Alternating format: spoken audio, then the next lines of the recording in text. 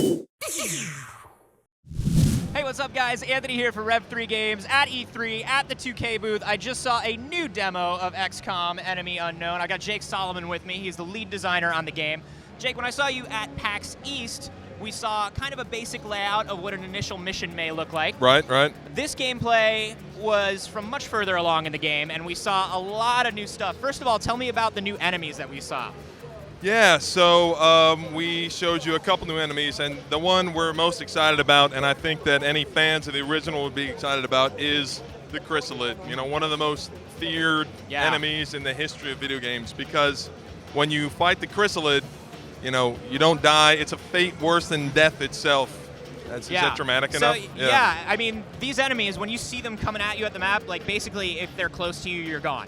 Yeah, it's if basically you can like see a them, one-hit you're kill. dead. Yeah, if you can see them, you're dead. That's the way it works. And then when they kill you, you come back, your soldiers come back zombified. Yes. For a few turns. Right, because there weren't enough zombies in games. You Right. know, we thought, like, you know what we don't do in games? I was really hoping to see some more zombie work. Right. You know? Zombies, right. No, but there is another twist that comes after that. Right, so after they come back zombified, and then they'll be on the battlefield for a turn or two, and you really want to take them out when they're in the zombie form, because if you don't, then they're going to fall down, and out of that zombified flesh will hatch a whole new Chryssalid. It looks super nasty when it happens. Yeah, too. it's that got our M rating right there. That was our M rating, was that scene.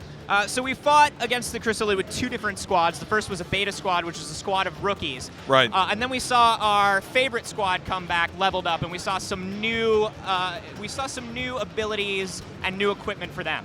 Right. Yeah, so we showed what would happen if rookies met Chrysalids, which is zombies. And then if you bring in a more late game squad, we showed off the new Archangel armor, which is a jetpack, which again is from the original game, but it's much enhanced for this version. We showed off the stealth suit, which is the ghost armor, which allows your guys to completely cloak themselves from sight.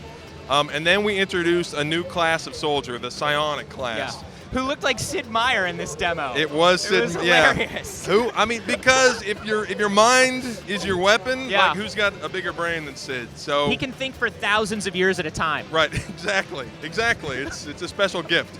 So yeah, so the psionic class can use their mind as a weapon, and they can do different things: mind control. They can panic enemies. They can do even more dastardly stuff. Can I say dastardly? Absolutely.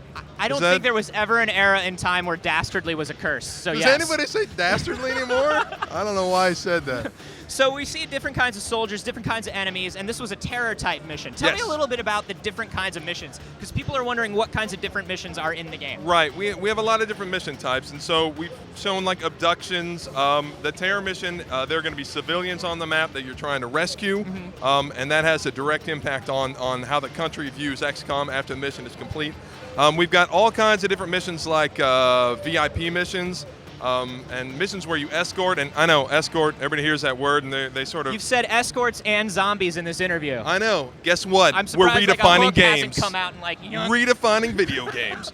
But our escorts are different. You take control of this VIP that you're moving around the map, and they're more vulnerable, and the aliens are targeting them. So so it's not the sort of thing where you have to rely on the AI to follow your guys, and he runs into a wall and dies. Yeah. Very cool. So about how many different mission types are we going to see? Oh, that's a good question. My math isn't very good. More than 2 and less than 10. Okay. Yeah. I'll take that. And then the big question that we've been getting from a lot of our viewers is, what are the differences in control between a controller and a mouse and keyboard? Yes, a good question. It's important for us because we're not an action game, because it's not a shooter setup. You cannot port something like XCOM. And so what you get is that, you know, as opposed to steering the cursor with the gamepad, with PC you're going to click on points of interest. You're going to say, oh, that's an enemy I want to shoot. I want to take control of that soldier. So we're changing a lot of things. We're actually laying down a grid when you play on PC, and so we sort of allow the user to see the world in a more... The game's all free form, but on PC you actually need the grid to sort of say, I want to move here, I want to move there. We're actually using a different cursor, the zoom level, the camera field of view, everything is completely different through PC. So it's all customized per platform. Yes, absolutely, absolutely. Very cool. And we're seeing this on PC, 360, PS3. That's right. And this is when?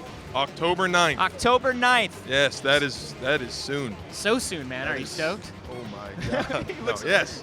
I am stoked. Awesome. Well, thanks so much for talking to me again, All right. Jake. Always fun to see you. Always good to see you. We got more from E3 all week. Be sure you subscribe here at Rev3 Games.